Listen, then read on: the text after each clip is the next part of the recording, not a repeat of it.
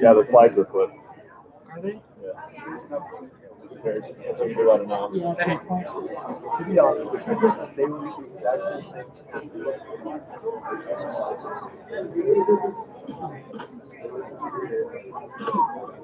Good.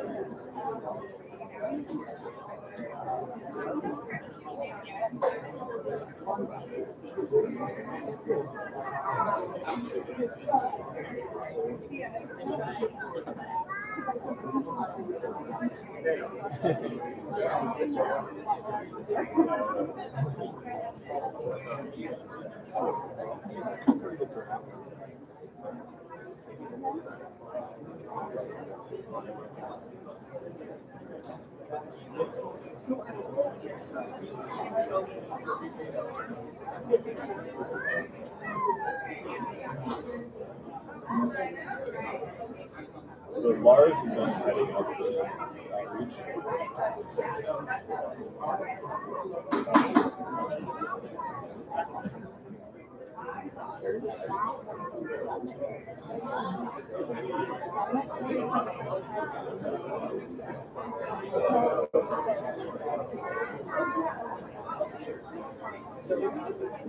Oh.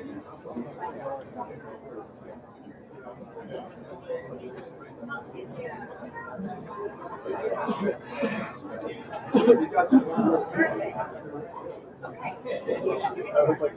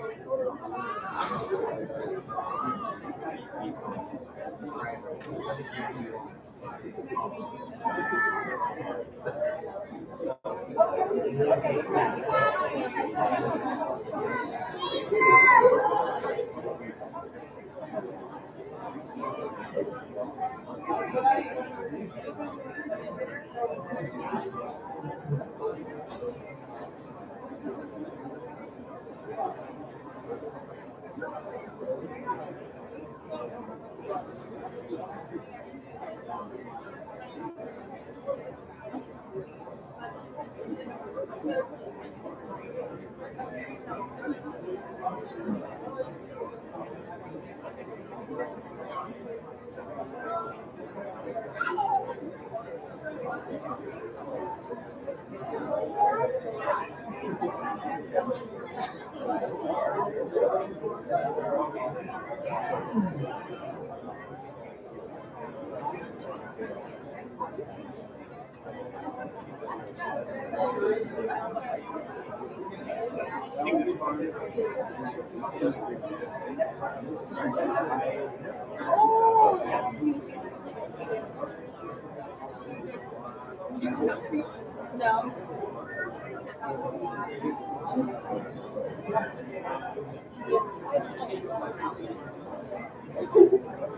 I'm Mark. Nice to meet you. Are you on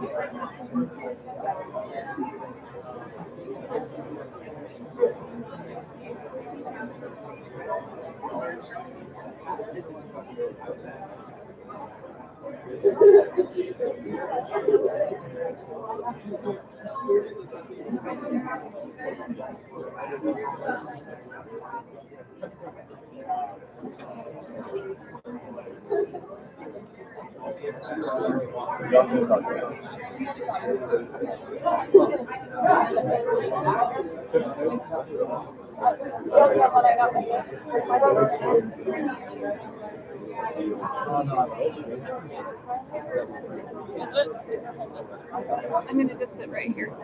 Okay, I will.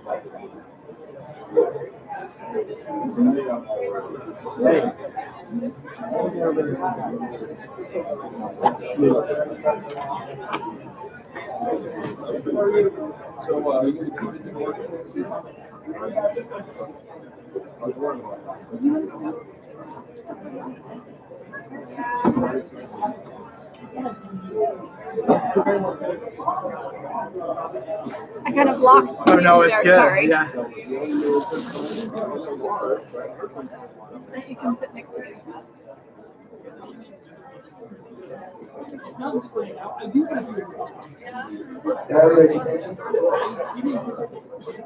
Hey, we're not ready to start, so if anybody wants to start moving over their seats. Yes. I was figuring that probably. Good to see you. Well, we can't see around next time. What? Sorry, I moved your box. So I could sit here. Yeah, no, that's great. Absolutely.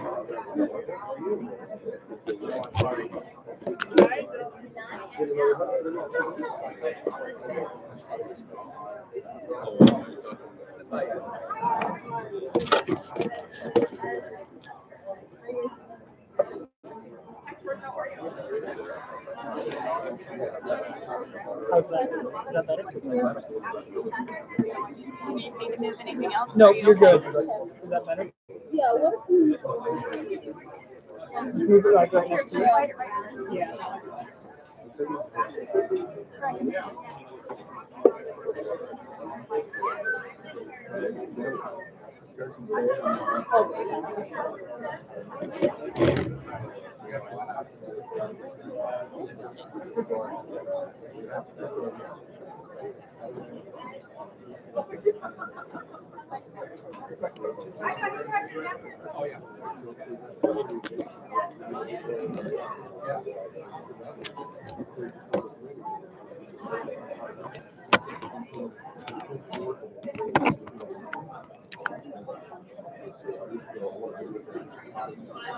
Am I going to be in your way? Nope, you're good. Sure? Sorry Okay. if it's like kind of on top of you. It's okay. I'll just use it. Is that okay? Oh, let me move that out of the way of the camera.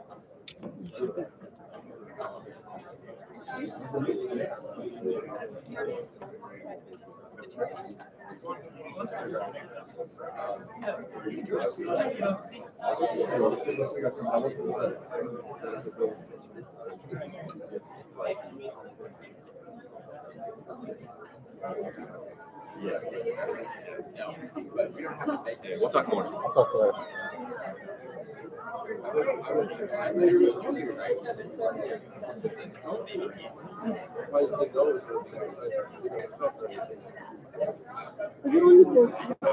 Watching it.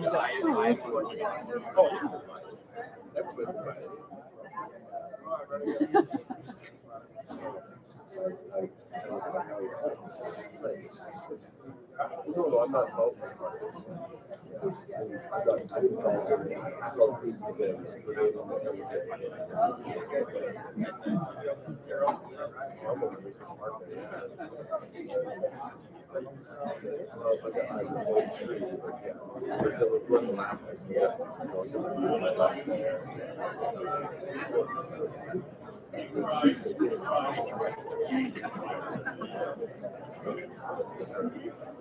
Stuck around behind you.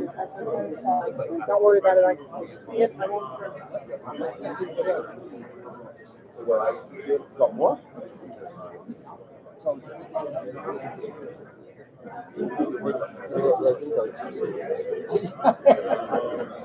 That's a lot bigger.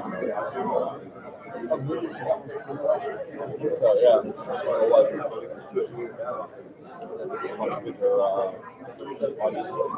how much?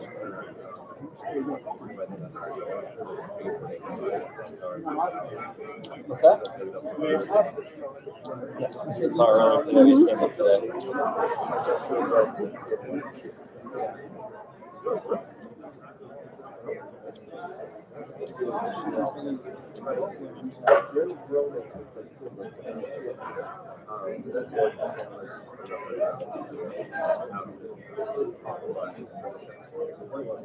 This is a very neat deal. Yes.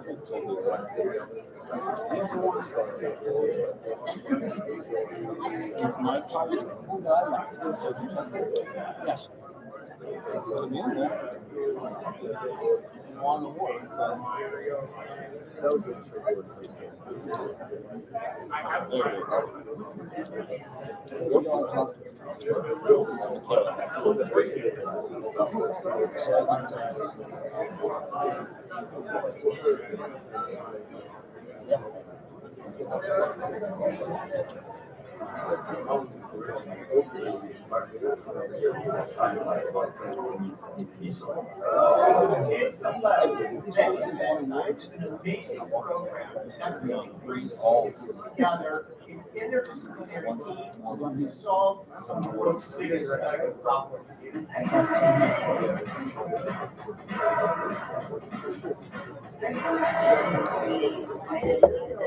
Better solutions for having utility. We're here to consider a challenge. This steps go on for my speed pitch. So triage is an international rate that will monitor a woman's menstrual cycle, and it will identify the peak fertile days when a couple is most likely to conceive. So a year ago, we competed in our first bench to bedside competition. Throughout the night, we were meeting with people and had really good energy there, but we felt that maybe we needed to be a little further along in our development. So when they called our name, I think you could probably see it on our faces. We were just in shock and so excited. And I think that that's how we carried into my bloodstream because I actually went into labor the next morning. Mission Bedside is not just a science fair where people show up what they create. It's actually a stepping stone to get these technologies into the commercial healthcare sector where they can have impact on real patients' lives. For mental health, we made the mapping otoscope for Bedside. An otoscope is a medical device that family care practitioners, pediatricians, and ENT specialists use to diagnose ear infection. There's an eyepiece where you can look at the eardrum, which is the tympanic membrane, and in response to an airflow stimulus, you have to see it move. So the mapping otoscope, what it actually does is calculating that displacement of the tympanic membrane. If there's fluid built up inside, that kind of blocks that movement of the tympanic membrane, which gives the diagnosis of the ear infection. After 8 months, we're at Bedside 2019. We're showcasing our device. We call it the PALI, which stands for Portable, Affordable, Laparoscopic Inflate. It inflates the abdomen with air. So since last week went to Bedside, we have interviewed quite a few different electrical and mechanical engineering firms and selected ones, and they're starting to build the components for our device. So here's the moment you've been waiting for. Your phase 1 prototype printed circuit assembly. They all round you up and they send you downstairs. And then they start announcing all the winners. And of course, at the very end, they announce who won. I think that was honestly the most stressful moment about the competition. It is my honor to announce the grand prize winner of the 9th annual Bench to Bedside competition, the mapping otoscope. The credit really goes to our students. They are the driving force for this innovation. and they generate things that really surprise us in their creativity. And I think many of the things we saw today are going to go on to have tremendous futures in improving healthcare for us and for our posterity.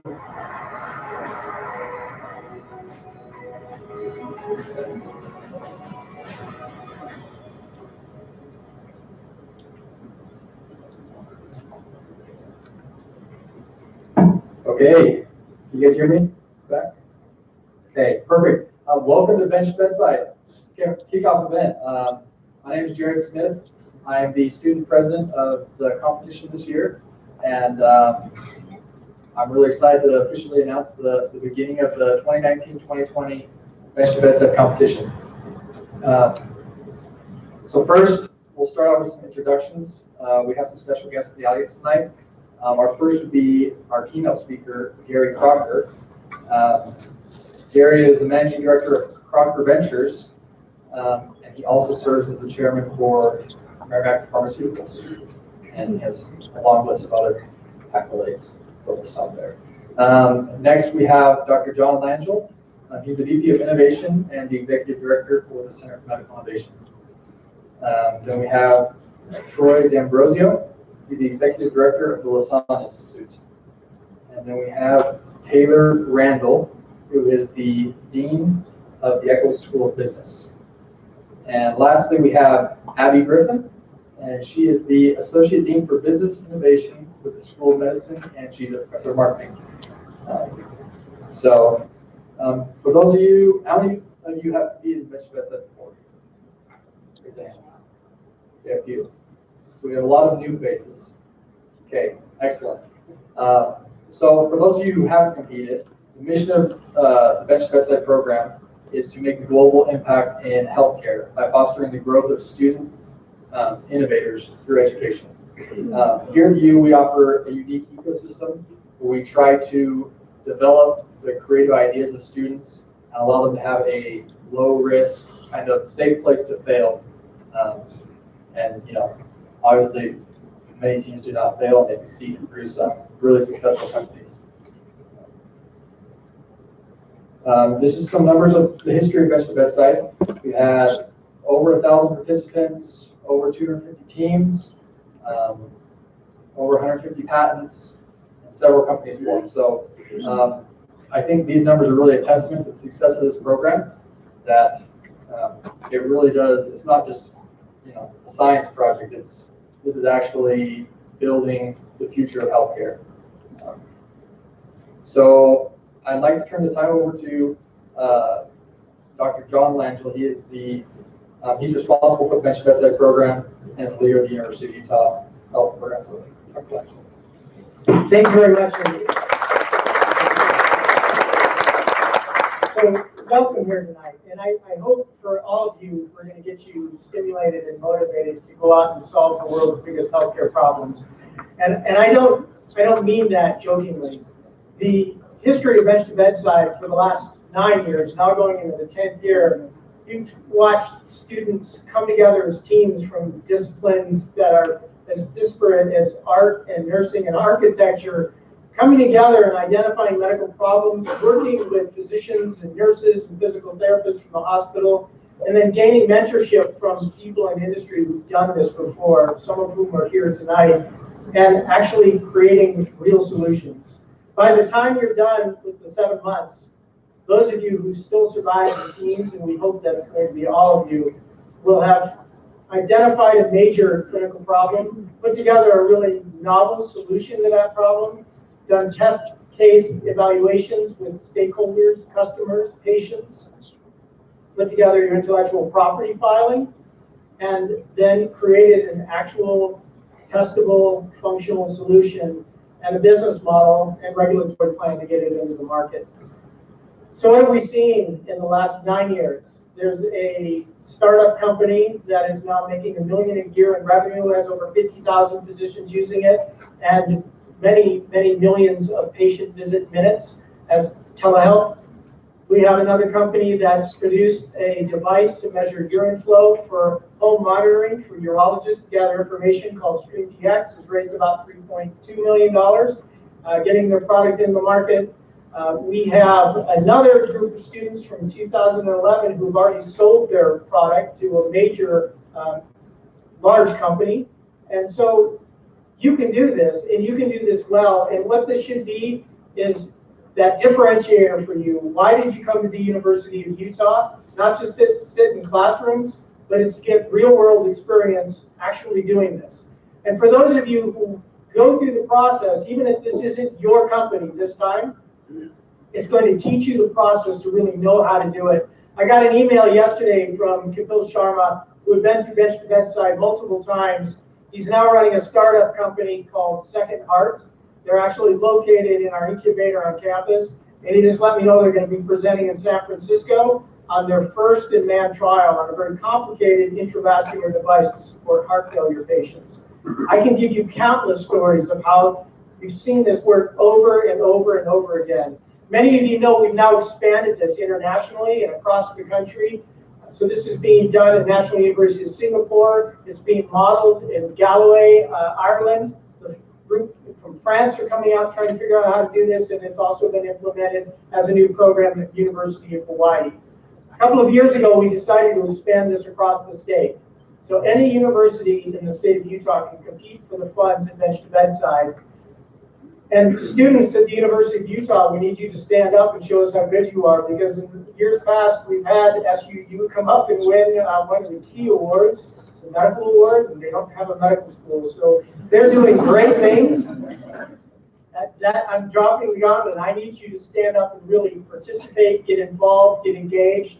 We're here to offer you all the resources you need to be successful, including, we'll hear later tonight from Mr. Gary Crocker, the Crocker Innovation and Design Lab. It's the only ISO 1345, that's the international standard you must meet for medical devices, lab at a university in the world.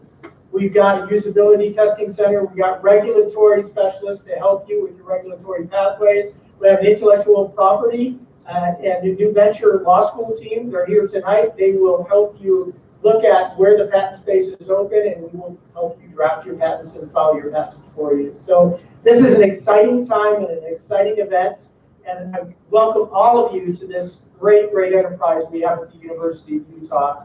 So now I'm going to turn this over to Mr. Troy D'Ambrosio, who's the Executive Director of the Lasan Institute, to talk to you a little bit more about what resources are available to help you excel. Troy?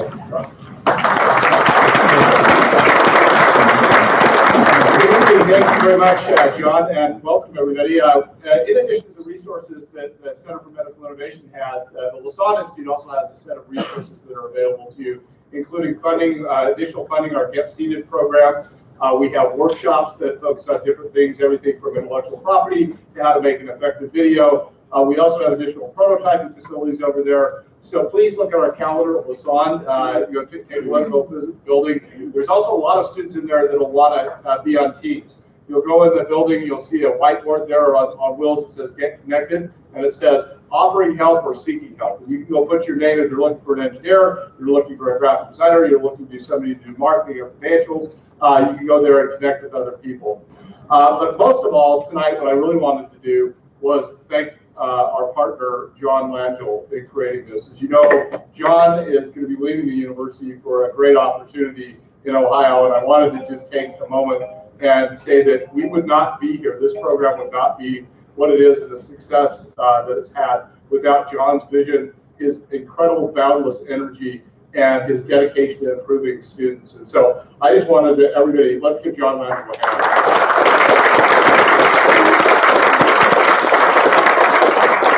John's still going to be involved with this. I think the most important thing we can all do to honor John is to continue to make this program a success and build it to make it even better. So again, John, thank you very much, and we look forward to continuing. I also just want to take the last few minutes of my time. I'm going to turn over to Elizabeth Nebaker. Come on up, Elizabeth. She's with Cambia Grow, which is part of the Regent's Blue Cross Blue Shield nonprofit. We'll let you explain what it is. She's got some exciting opportunities we want to let you know about Cambia. Thank you, Troy. Again, I'm Elizabeth Nebaker with Cambia Grove. We just expanded to Utah out of Seattle. We're an innovation hub based in Seattle, and our mission is to bridge the gap between entrepreneurs and the traditional healthcare system. So with the resources as you're gathering and doing your work, I wanted to extend an invitation. We have an event on Wednesday, a lunch down at the Kiln starting at 11 o'clock. And it is the 5 points of healthcare, an original framework that Cambia Grove established to help break down the complexity of the healthcare system into 5 distinct sectors: patients, providers, payers, purchasers, and policymakers. And so we really want to encourage the innovation that all of you are doing. The expansion came based on the Healthcare Innovation Landscape Report, which I'll leave some copies here, but it's amazing what is happening in healthcare innovation here in Utah. There are 532 companies that employ over 34,000 people. There's a 5-year projected growth rate of 22%, and there was $300 million in capital investment in 2017. So it's an exciting time, and we want to be a resource to support the great work at the University of Utah and that all of you are doing to really help transform healthcare. So congratulations and good luck this year. Yes, sorry. So Cambia Grove is the website, and there's a free registration, so just use the code PARTNER, and you can get that information from Troy also. But Cambia Grove, it's the 5 points of healthcare, again, Wednesday, starting at 11 o'clock down at the Kiln. So thanks.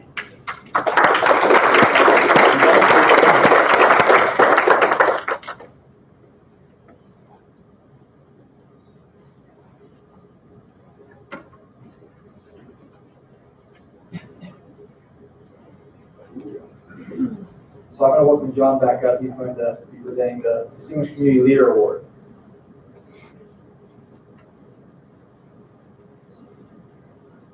So tonight we're going to do something a little bit different at the Kickoff for Bedside. This is our 10th year, and we really want this to be a tremendous year with substantial growth for us. I don't know if most of you probably don't know this, but you're surrounded by some incredible leaders in the life science space. Dinesh Patel, really a juggernaut here in life sciences in the Salt Lake Valley and beyond. Started Theratech, started and supported numerous startup companies across the region. Gary Crocker, who I'm going to tell you about in just a moment. And then Dean Wallace, a graduate of the University of Utah, MD, PhD, who started 3 major companies and worked with the, I don't remember, 2015 Bedside team, I think. And they created a technology with him that's now being sold in about 39 countries. Mr. Jack Ferraro, also a business leader in the community and father of one of the key people in our GAP Lab team. Kelvin Cullimore and his wife Lori. Kelvin is the CEO and the president of Bio Utah. So if you want to hunt these people down when we take a break and try and figure out how to get a hold of their networks to benefit you. They serve as mentors to the program. They have a tremendous number of resources. We couldn't run, and I'm sorry if I don't, oh, Ron Hefford in the background. Sorry, Ron is the, he actually heads up a new venture capital fund and runs Church and State. These are the people you want to spend time with. I apologize if I missed anybody. I don't think I did. But we can't do this without our mentors, our supporters, and of course our philanthropists who support this program and allow it to succeed. So this year we wanted to start a new tradition of honoring a distinguished leader who supports the Center for Medical Innovation and Bench to Bedside. And I'm going to introduce him, but then tell you a little bit about him. So we decided tonight unanimously to vote Gary Crocker as our first honoree. About 7 years ago, I went to Gary and asked him to be the chairman of the board of advisors for the Center for Medical Innovation. And he chose between this and serving as the chair for USTAR. I think he made the right choice. I'm not sure USTAR is really what it used to be, but it was a great program. But Gary really was where you are at one time. Now, he did spend time at the University of Utah, but he ended up going to this no-name college, Harvard, right? Harvard, for his bachelor's degree and his master's degree. But while there was a student, went out and sold medical devices to physicians in the community. And then he went on to work for many large companies, including Baxter, and he also helped close the deal selling Sorensen Research to Abbott Medical. He started numerous other startup companies and was a co-founder of Theratech with Dr. Patel. And now he runs Crocker Ventures, which is a local venture organization with numerous startup companies in the medical technology space. And he's the chairman of the board, and he is also the current CEO of Merrimack Pharmaceuticals that just took a groundbreaking pancreatic cancer drug into the market. Now, there are many, many other things I could share with you about Gary. The key was I wanted to get you to understand that this is a man who's been where you are. He learned by doing. He understands that 30,000-foot view about how do you take medical technologies and get them into the market and commercialize them successfully where they impact people and real human lives. Gary's also been an incredible supporter of the University of Utah. He was a member of the Board of Trustees. Many of you may be familiar with the Crocker Science Building. He made the major donation for that. He's made a commitment along with the Sorensen Legacy Foundation to build a new building up in the Life Sciences Center that's going to be the home for expansion of the Center for Medical Innovation and this program, Bench to Bedside. Those of you who are really smart are going to pick up on the fact that the winning teams work through the Crocker Innovation and Design Lab that he and his wife Ann also funded for us.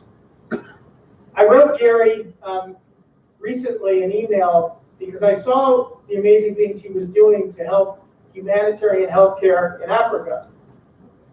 And the question I posed to him was, how do you find the time to constantly reach out and help so many people, both through your own personal support as well as financial support? And I believe the quote back from Gary was, it's our duty to support programs of excellence and programs that impact people's lives. So this is somebody all of us should look up to, somebody who's been a mentor to me, somebody who I wish I could be like in so many different ways, an amazing member of our community. So he's also going to be our keynote speaker tonight. Gary, I'd like to invite you up and recognize you with the first Center for Medical Innovation Distinguished Leadership Award.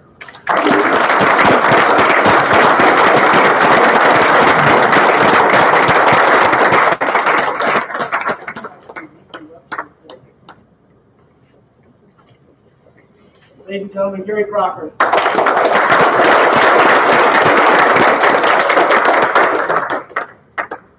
Well, what a privilege and honor it is to be with you today, and I hope that the time you invest with me today is going to be worth the price you paid, and maybe a little more. I want to just make a couple of comments about the gentleman who just made a few remarks. I'm an entrepreneur by instinct. It's something that I think can be learned, but it's also helpful if you have the right risk and personality profile, I think. But the entrepreneurial instinct is to look for opportunities and look for catalysts to allow those opportunities to be realized and actually generate something that's worthwhile for people in their daily lives. I want you to know that the Bench to Bedside program and the work that John has done the last 10 years. By the way, this is the 10th anniversary year of this program. How about a round of applause for that? For all that John's accomplished, but when you look at company ideas, as I do now at this stage of my career, I transitioned from being operational, although I still have a lot of operational involvement in some firms, to being an investor. And the primary thing you look at as an investor is the personality of the core drivers behind the technology. You simply assume to some degree that the technology is valid and is going to work. But there's lots of good ideas out there. What makes an idea actually function and be efficacious is the personality and the passion of the individual that is going to invest years of their lives making it a reality. And that's why we as a foundation invested in CMI, the Center for Medical Innovation, because of that personality. And I hope you all realize how blessed your lives are because of an extraordinary visionary that we were privileged to invest in, and how different this campus is because of that personality. I very rarely encounter a catalyst for change and for moving things forward as dynamic as John has been the last 10 years here. And he's simply a true leader. And we're going to be talking about a little bit of that same sort of concept when we talk about what you can do to really be effective entrepreneurs as you proceed in your career paths. But I think that concept of being a catalyst for change, driven by a personality with passion and vision, is a concept you want to realize in your own lives and to model yourself after this tremendous visionary that has created this tremendous opportunity for all of us. Well, let me kind of speak a little bit to the last 43 years of my life. When I was a young college student in my junior year of college, I was broke, totally penniless. I had a brand new baby. My wife and I just had our first child, and we were really broke. And so I skipped a lot of classes, and I went and got a bag of medical device samples, and I hit 30 downtown hospitals in Boston. They were my territory. And I went from hospital to hospital, talking to doctors and ICUs, trying to sell a bundle of critical care monitoring disposable devices. And I loved it. I absolutely loved the interaction with the surgeons, with the ICU staff. I loved the innovation.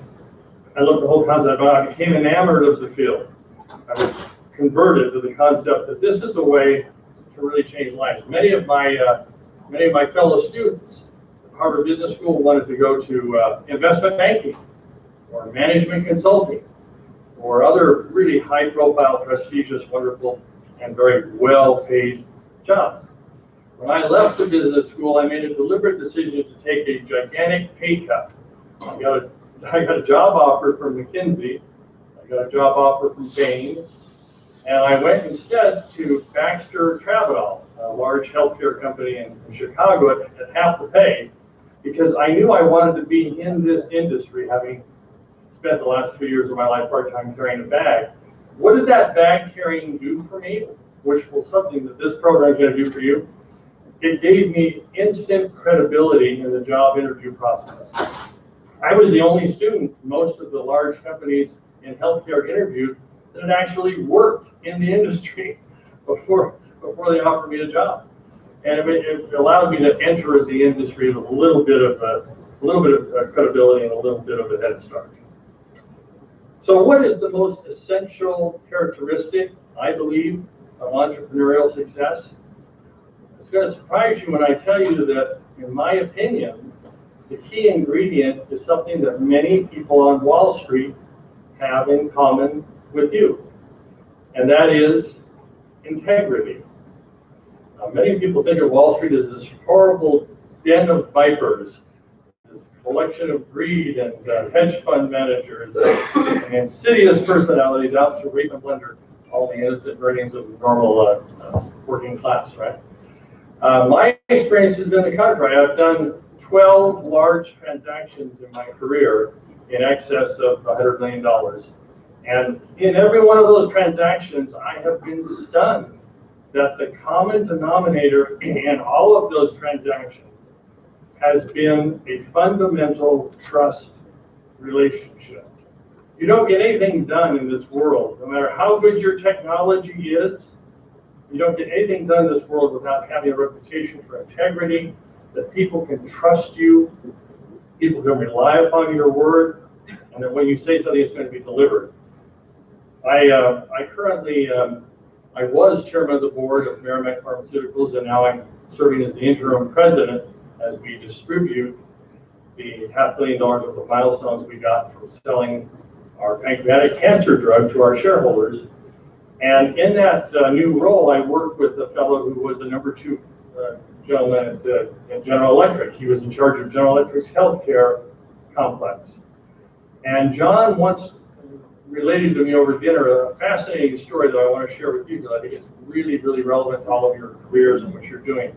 He said, in General Electric, we have a matrix to evaluate every manager, every individual personality that we hire. That matrix is it has, X and Y axis, right? On the X axis is their personal value and integrity index. On the Y axis is basically how clever and smart and well skilled and trained they are. If someone is extraordinarily high value oriented, has a lot of integrity, and that's perceived and well known and understood, plus they have a lot of skills, that's kind of a no-brainer box, right? That's the upper right-hand box. You just hire that person, you promote them, that's really good. However, if you have a choice between someone, John said, who's very, very high integrity, but a little less skilled, or a little less technologically enabled, and someone who is extremely skilled and extremely, blessed with training, but a little low integrity, he said General Electric will go with the value-oriented personality every time. You can teach skills, you can come up learning curves, you can't teach integrity and the concept of being able to trust somebody's word. And that, I think, is particularly relevant to your teams. You're going to find out as you pull together your initial teams that you've got to trust your team members. You've got to trust their motivations. You've got to trust that when they say they're going to do something, they're going to follow through. Putting together teams that embody trust and integrity is the heart of any successful entrepreneurial endeavor. Many people are deluded into thinking that it's driven by the technology. The technology is enabling. The technology is not sufficient. You need personalities that can deliver trust and integrity into that matrix. So let me go through and just share with you, and now I'm going to open it up for a Q&A because I think those are much more informative than pontification.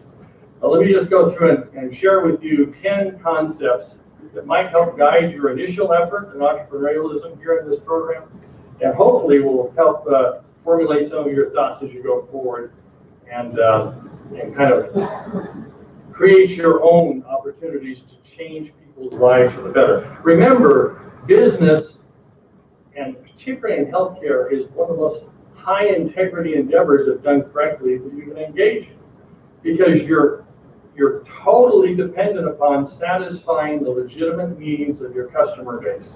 If you don't satisfy the needs of your customer base, nobody's going to buy your product. So it's a very high value added, high integrity sort of endeavor.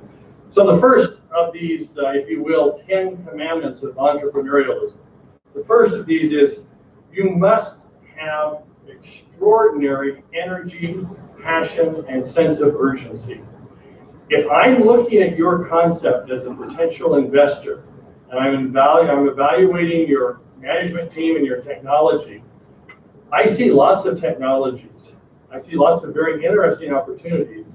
I see lots of opportunities that are transformative from a technological point of view. What I don't often see is a management team that I'm absolutely confident that no matter what happens to that business plan, they're going to be able to respond creatively with passion and toughness and a sense of urgency to fix the problem and continue to go on. You cannot replace that ingredient. How many of you suspect that every business plan that's written proceeds precisely on track? Think that's what happens? Never happens.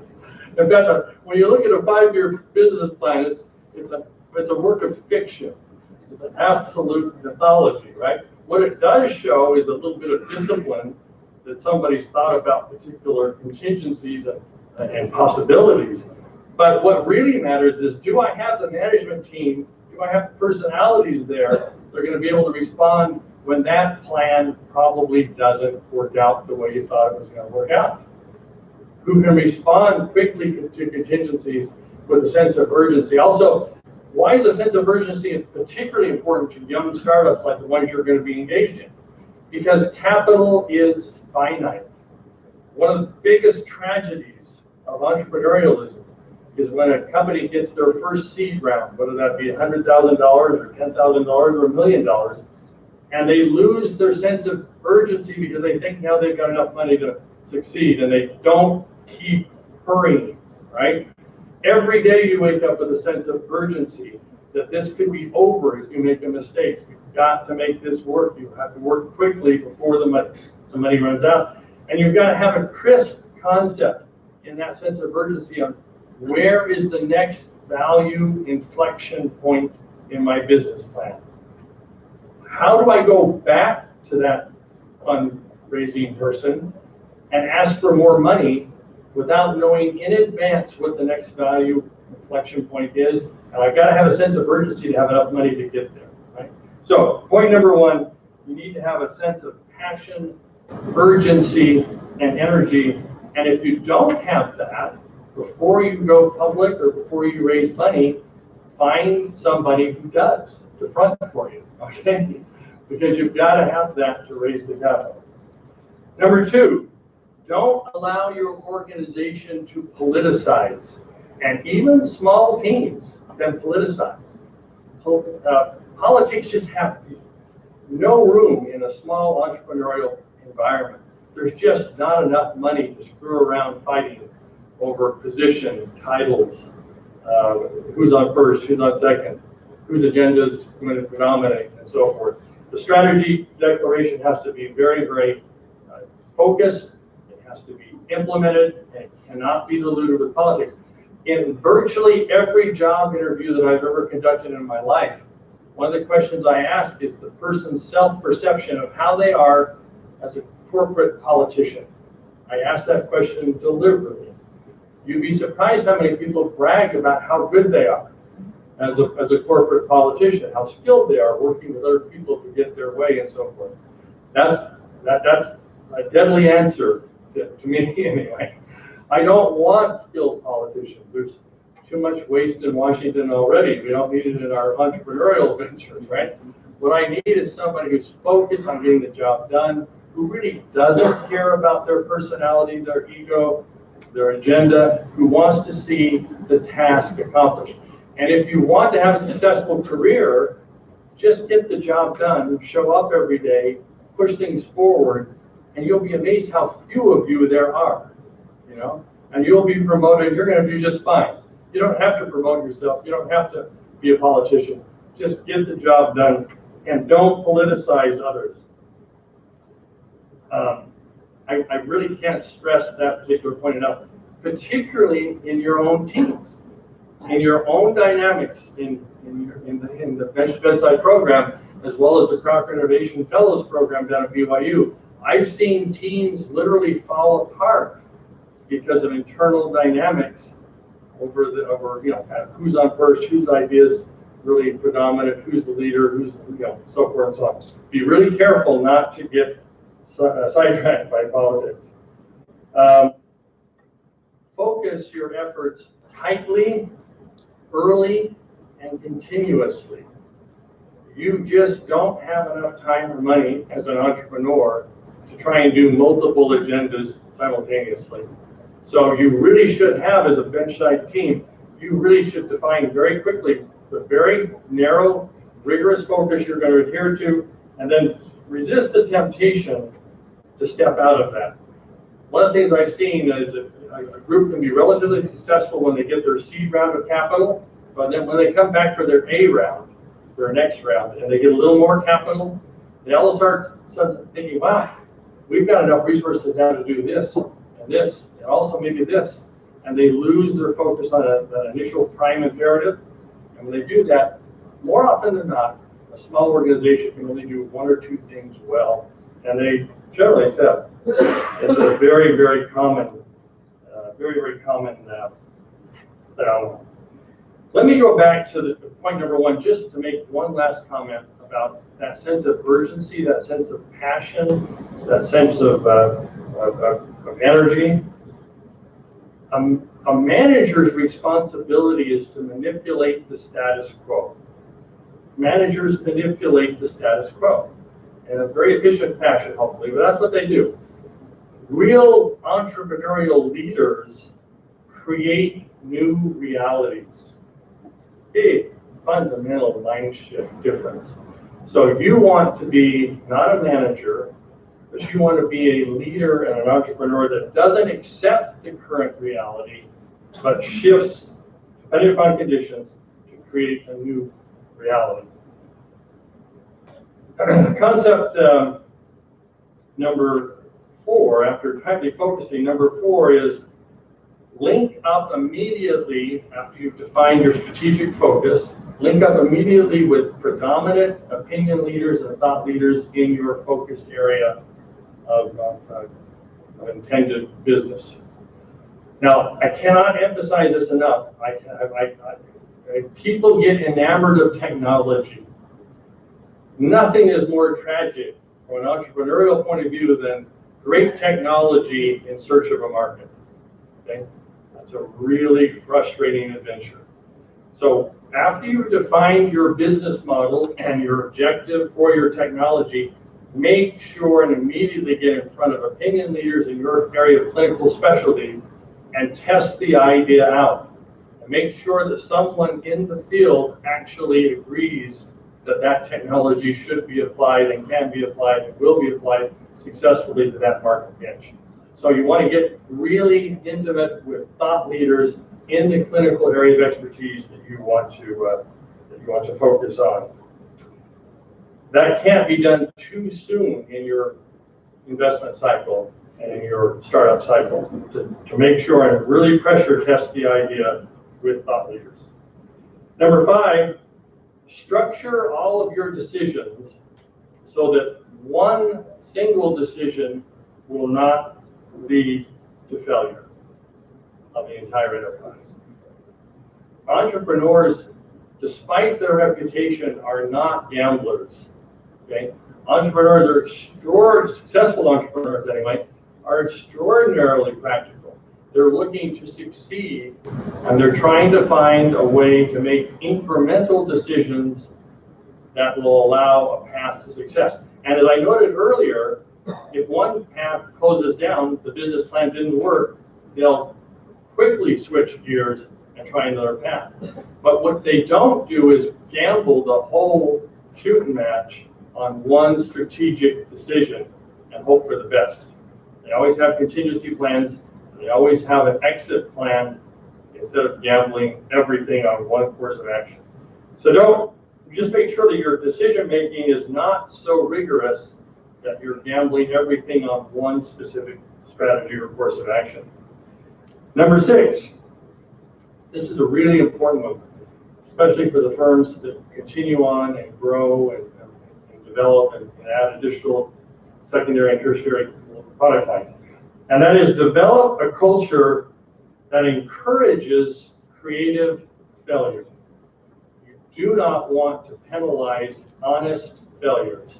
You want to encourage the ability to experiment, to try and get out there, try new ideas, as well as they're well formulated, have some basis with thought leaders that have been validated.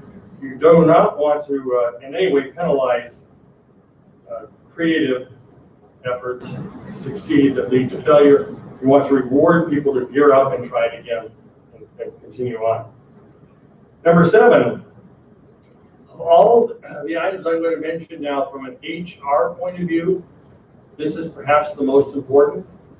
In fact, if I were to put my particular emphasis on any one item as far as relating to other human beings in a company, is this particular item, and that is go out of your way to empower employees that report to you to have independent arenas of responsibility and authority.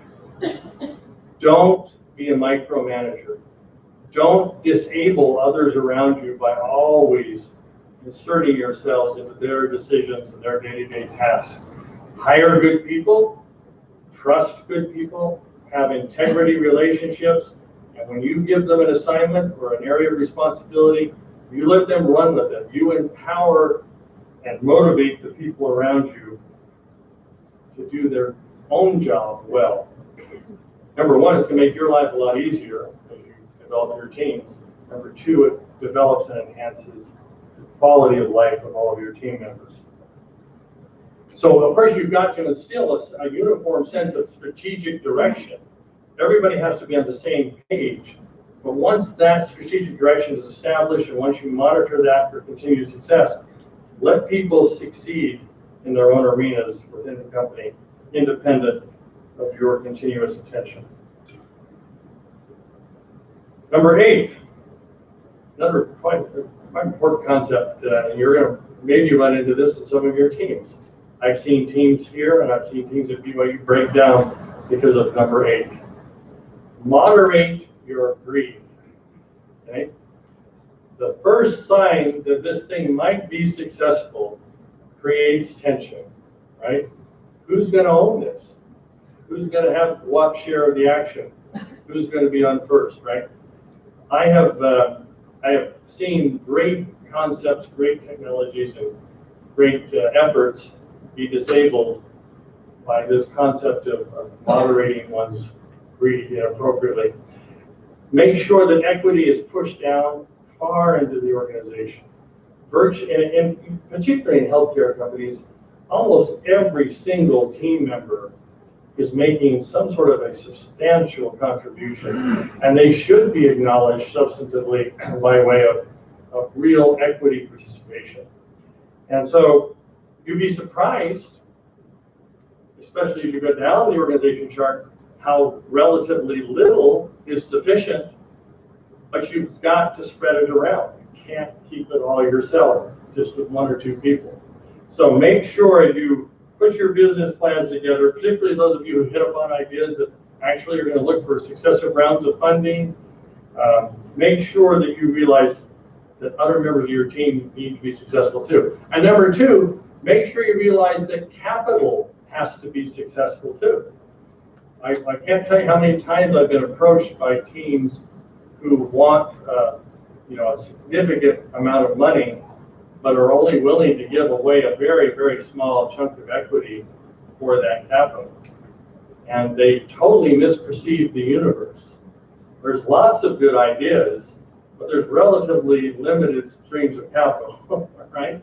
And so you've got to be really cautious again. You don't want to be taken advantage of by the capitalist pigs among us. But on the other hand, you really want to make sure that you have provided your investor with an opportunity to have legitimate prospects for equity return and success. Why is that so important to you? Because you, like me, might want to do this for 40, 50 years, and they remember you, right? You develop a reputation. There's a short file on everybody's desk, and they remember who you were, and they'll call their friends and ask how that was.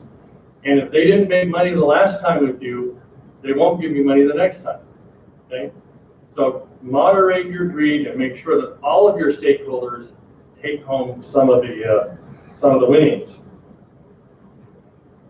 Number 9, I know that we talked a lot about the importance of conveying a sense of strategy and a unified vision and mission for the company. And oftentimes I see teams like yours do that very, very well at the very, very beginning. Crisp mission, crisp sense of strategy, crisp mission statement. But over time, they forget one essential lesson, which is you need to continually reinforce that strategy statement and that vision and that mission statement, particularly as the organization grows. The initial 2 or 3 co-founders may have a crisp memory of what that strategy, vision, and mission was. But you need to take the time and effort to convey that same sense of strategy, mission, and vision to all of the subsequent participants in the enterprise. Because you'd be surprised how diluted that strategic vision gets once it's beyond your own brain. It takes a lot of effort, it takes a lot of energy, a lot of investment to communicate in a homogeneous fashion to the entire organization what your vision really, really is. And do that in the hallways, not just in large meetings. Desk-to-desk opportunities to convey strategy and mission and commitment is a really good thing. Finally, entrepreneurial essential number 10, be very, very humble.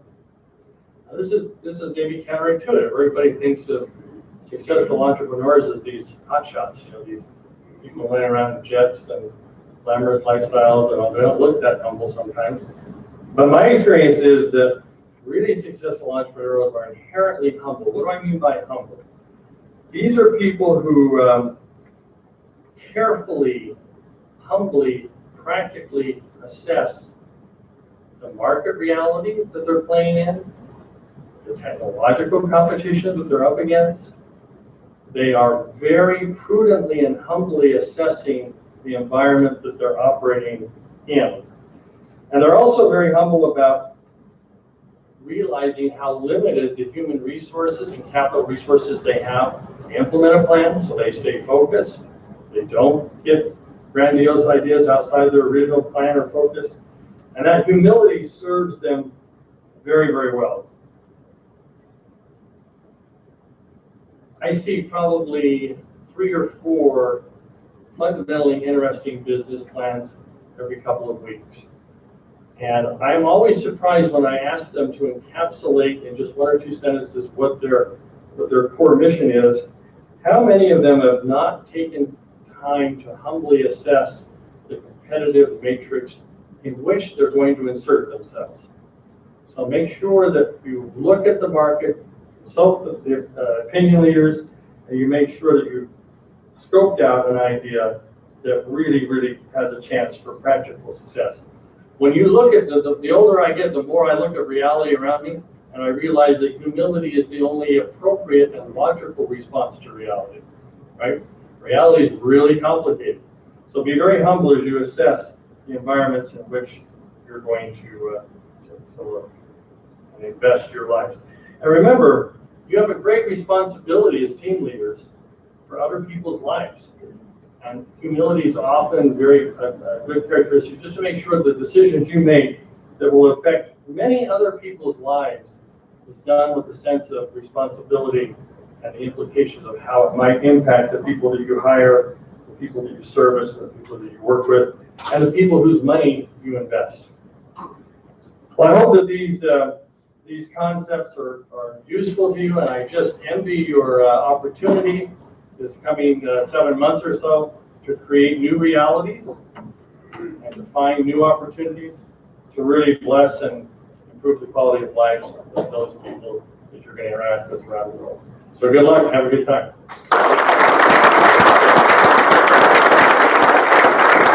And we have time for Q&A. Take a couple of questions. Any Q&A, we'd be happy to engage. I'll kick it off to get things warmed up. Yeah. So I think it was, I may get this wrong, 2 and 8, but it was politicizing, don't politicize, and the other one was greed. And it's around teachership, and all of you are probably in the room going, that'll never happen. Well, every single year, the winning teams that Troy and I have to deal with that explode. Some of them solve it, some of them fall apart. How do you prevent this in advance? What tools do you have to try and prevent this before it occurs?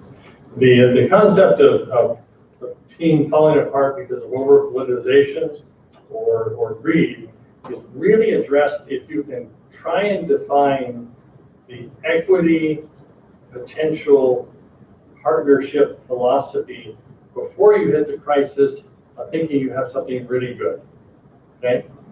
So you kind of set some ground rules up early so that you don't have to set the ground rules up when something actually looks attractive, because then people's minds get distorted a little bit, right? So that's just one practical step to your mind. But just anticipate the fact that this happens in almost every human enterprise, particularly if something does look like it's a substantive new product that might actually have legs underneath it. And also remember that you're going to be diluted successively when you raise money, right? So just get used to the idea of sharing. It's a really good concept. Because if your idea is successful and if you're going to implement it well, you're going to need capital, you're going to need new employees, they're going to need options. So don't hold it too close to the point where it starts being self-destructive. No magic formula, John, but it's good to anticipate it early. But I know it does sound crazy that this is something we're talking about. And I've seen it here at BYU so many times that teams just are disabled. All the time. Yeah. Great ideas. Yeah. You win the 25, 50, or whatever that year's top prize happens to be, and suddenly, well, team member X only did this and they didn't do Y, and I should get 50% of the company, and it just comes out. So you're right. Doing it in advance, team contracts, whatever it happens to be, you've got far more experience in that. Thank you. Thank you. Yes. Could you discuss a little bit more about the difference between mission and strategy? Yes. The mission is a sense of what you're trying to accomplish generally, right? We are going to transform healthcare in women's care for ovarian cancer or whatever. We're going to do that with the technology we've identified. That's kind of your mission. We're going to change lives worldwide. But the strategy is really fundamentally different than that. Are we going to become a full-line integrated company? Are we going to develop the technology, make the prototypes in the lab, go to market independently, hire our own distribution networks, do our own manufacturing? Are we strategically instead going to develop the technology and sell it out to a larger firm? Are we going to perhaps become a manufacturer and distribute through other established companies? There's so many strategic questions that need to be addressed fairly early on, because it does affect what kind of an entity you are and how you spend your time and money, right, to some degree. Now, of course, strategies evolve, and strategies can change, but strategies should be clear at any one point in time. So there's a big difference between the generic mission statement and the actual how's the strategy of trying to realize this goal we're dreaming. Take one more question, if anybody has one. Yeah. How do you anticipate, or I guess manage or account for team members where they're missing a fundamental trust, or they politicize, or they're greedy? How do you account for that? How do you adjust for that? So you're saying that, just to repeat the question for those in the front, if you have politicization, or if you have expressions of greed or dysfunctionality, especially on a small team in an academic environment, how do you adjust for that? You know, of course, in a large corporate environment, you would bring them into your office. You'd sit down and say, "This is a problem. You've got 6 months to resolve this. If this behavior continues, we're going to have to make really hard decisions," right? And you do that in a very humane and understanding and open and transparent way, but you have to address it early. I would really stress the same philosophy on your teams. If you see these dysfunctionality or politicization or excessive greed early, best time to tackle it is early on, not later on. And so have safe conversations where people can feel protected in the group to express openly their thoughts and impressions, but don't allow that stuff to fester, because it really does kind of cripple the enterprise. If you let it get out of hand, it'll cripple your team. Okay. Well, good. Thanks. And have a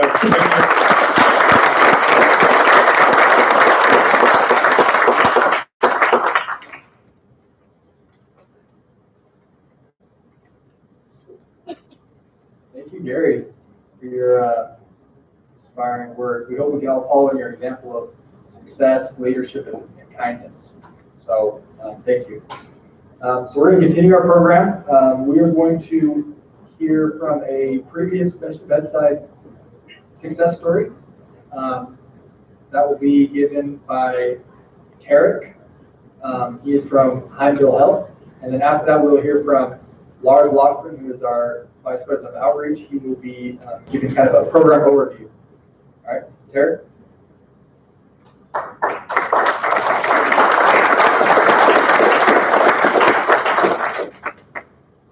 All right.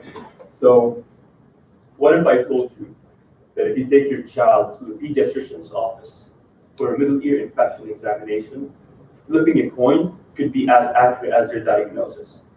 This is a problem that has been overlooked for a very long time, and we decided to fix it. My name is Tariq Marouche, and my team developed the mapping otoscope, an accurate device that detects middle ear infections. This is a typical pediatrician's patient with otitis media, also known as middle ear infection.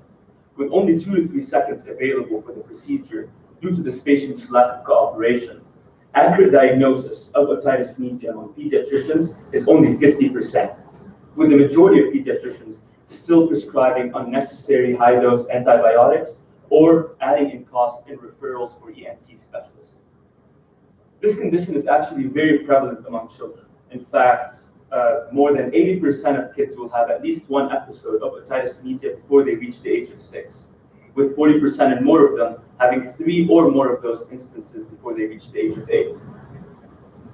Otitis media can be presented in 2 ways. There's acute otitis media, which is characterized by the presence of infected fluid inside the middle ear, and otitis media with effusion characterized by the presence of serous fluid inside the middle ear. But in both cases, common symptoms include ear pain, hearing impairment, and vertigo. But if left untreated, more serious complications can occur like bacterial meningitis and even brain abscess. So currently there are 2 devices that are used to detect middle ear infections. There's tympanometric devices that are only available at ENT specialist's office, but they take a longer amount of time. That's why the primary device to be used is always a pneumatic otoscope, which is used by pediatricians, primary care practitioners, and ENT specialists. This device allows for the visualization of the eardrum's compliance in response to small air pulse stimulus. But this is a device that presents this high misdiagnosis rate because it lacks the quantifiable information it provides, leaving more subjective decision for the pediatrician. So taking this clinical need, translating it into a needs statement, and further into a theory of value. I apologize for how these slides are performed. It didn't look like this when I made them. So we create the theory of value of if you can quantify the eardrum's compliance, then you can provide specific metrics for accurate diagnosis. Therefore, the mapping otoscope will allow for the quantification of the tympanic membrane's compliance along the entirety of its membrane while having video recording for more accurate assessment. That way, even though you have 2 to 3 seconds of procedure, you have 2 to 3 seconds over and over and over again. The way that the technological solution works, it revolves around a looped video that plays as soon as the examination is over with 3 displays that the physician can actually look at their leisure. Real color display because it's important for them to see the coloration of the membrane, an overlay display in which a dot matrix with a color proportional to the displacement at that specific time point is presented, and finally a topographic map that allows for the visualization of this quantification. So this is the market segmentation for the worldwide otoscope market, around $423 million, and North America accounting for 41% of that share. We believe that if we can penetrate the market with 0.5% within the first year, then we can have a serviceable, obtainable market of 875,000. Compound annual growth rate is 4.4%, and with our COGS being around $300 estimate, we can price our device at $19.99 by accounting for comparable pricing because of the normal otoscope, the Welsh Allen is priced around $1,500, but we can also do value-added pricing because of the value that we add. So our business model revolves around selling capital equipment. We're planning on bootstrapping until we get to a minimum viable product through means of grants and competition money. And then once the device or technology is de-risked, then we can attain friends and family funds and find the angel investments. Our customer segments mainly revolve around a niche market, primarily primary care practitioners and pediatricians. However, we have reason to believe that ENT specialists would want that, as well as selling to emergency rooms at hospitals because they have more capital. The way that we're going to reach those customers is through indirect channels, mainly online platforms, medical catalogs, and third-party distributors, because it's too capital intensive for us to hire a full-time sales team with a reusable device. The key resources, physical resources, manufacturing needs for outsourcing, partnership, intellectual resources, human resources where we're going to be using co-founder skills in our first horizons along with independent contractors, but then later on employing mainly quality engineers, R&D, and manufacturing engineers, and finally financial resources. So to wrap it up, currently we're in the milestones map. We're still in verification testing. We're constantly going through design improvements, and once the design is solidified, we can file for a 510K clearance through the FDA. We have utility patent filing due April 2020, validation testing, manufacturing 2 years, 3 years after that, and if exit and acquisition will be estimated to be around 2023, but we have reason to believe that we want to drive this company even further. So with that, I'll conclude by saying thank you for your attention. I'm happy to answer any questions. This program allowed us access to a lot of resources and mentorship that got us to this point, and they're still helping up till now. So I highly recommend it. If you guys are still considering joining, I'm happy to see you at the competition night in April. So thank you.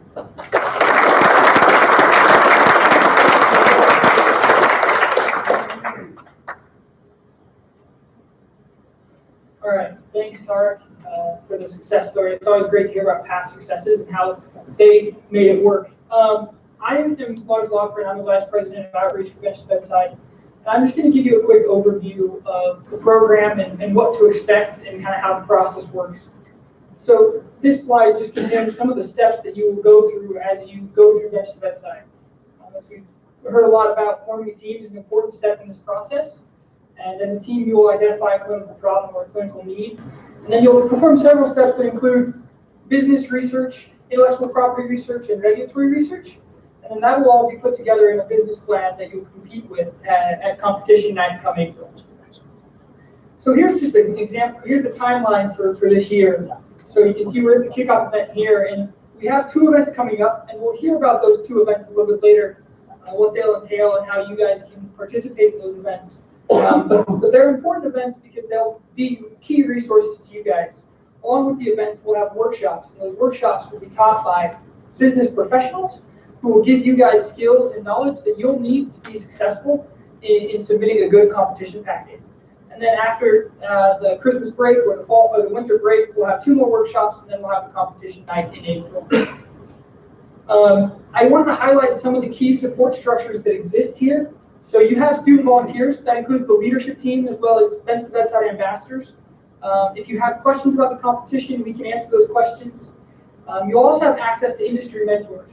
So one of the events that was listed is a Meet the Mentors Night. So you'll be paired up with somebody who has experience in the medical device industry who can help point you in the right direction.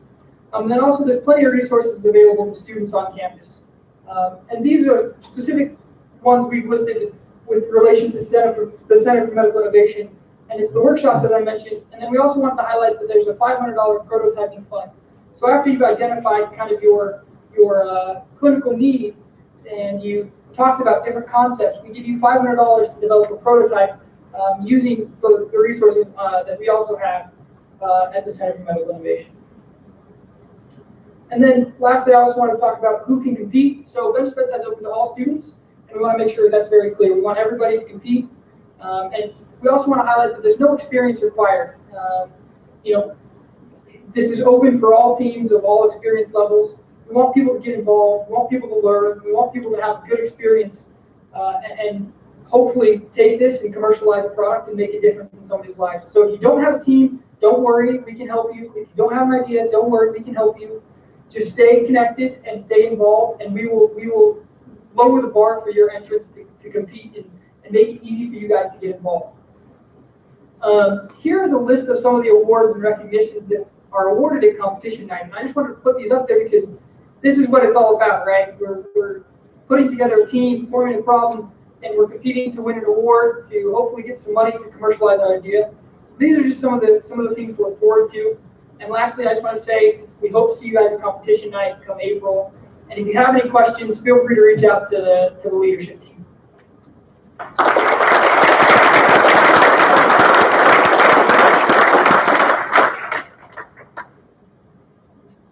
Okay, thanks Lars and Tarek. Now we're going to hear really quick from Tomas Medellin. He's going to give us a little bit of information about iCore. Tomas?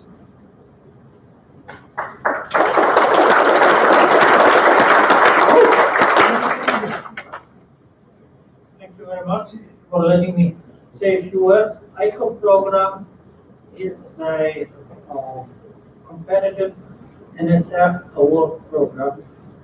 If you don't know, CMI and the university was awarded an ICO site award several years ago, which is essentially designed to promote customer discovery and help entrepreneurial teams conduct initial market research and customer discovery. The program awards $1,000 funds to 3 or 4 person teams who should be led by either junior faculty, sometimes graduate students, with the structure of entrepreneurial lead, technology, and some engineering. The program starts on October 16th, and throughout the year we have 9 training workshops that cover similar program to B2B, although we go in more detail and deeper into customer discovery. We cover IT protection. We will talk about market and customer validation methods, etc. And we finish in April, just about at the time of B2B final awards. Anyway, I would like to take a few minutes and thank you, John, for allowing me to do that. John was the PI, or is the PI on the one and the co-PI, and the program has been running for 5 years successfully. We're going to run it for another at least 2 years, and I would encourage you to go to the ICOR site website and decide whether you can be eligible for participation and if you are participating in the program. Thank you.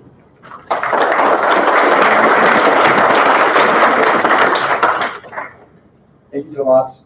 To conclude, we just want to give you guys a heads up on the next events as part of Bedside Bedside. So one thing that we've identified is that a lot of students want to participate, but they don't have an idea for a clinical problem to tackle.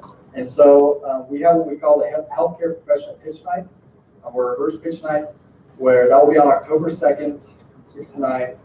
Basically what we do is we bring in people in the industry, surgeons, physicians, clinicians who have identified clinical needs, and then they will present those ideas kind of in a Shark Tank fashion to you guys as students, and then you guys can choose to sign up or try to be on their team or and solve the problem. So you should all have an idea that you can tackle as part of the competition.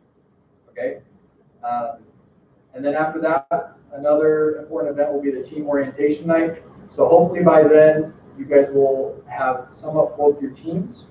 That will be 2 weeks later, October 15th. It's after fall break. And there we will give you all the information you need on resources that we have available to you at the U. And yeah, so, and then lastly, we want to just let you all know about a new thing we're trying. It's a crowdfunding event where we're having all the participants in B2B, if they want, they can donate. We're asking for $10 to the fund.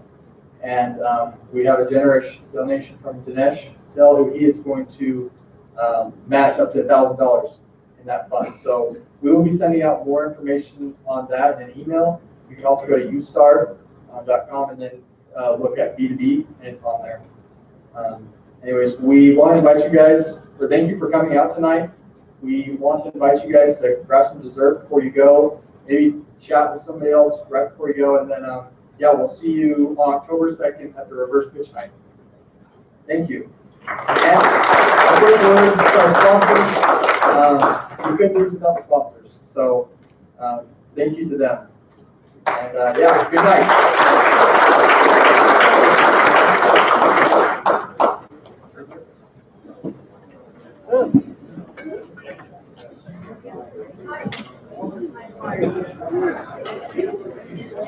Yeah.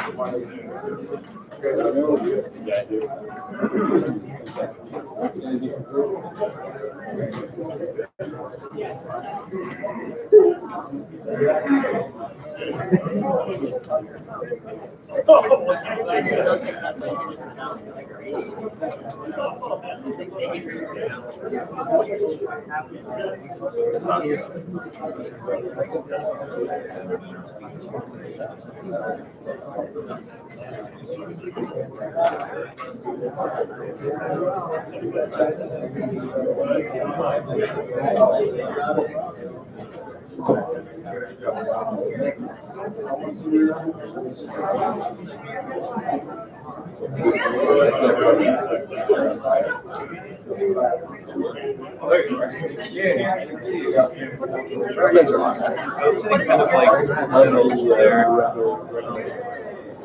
Yeah, I mean, the kid in that was started in the back.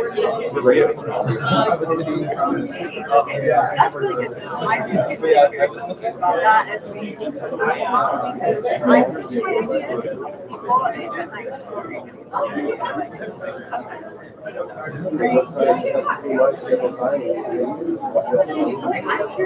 Yeah, I didn't even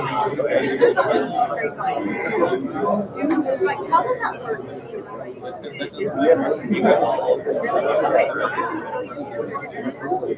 long as you're a team, you had to drop out.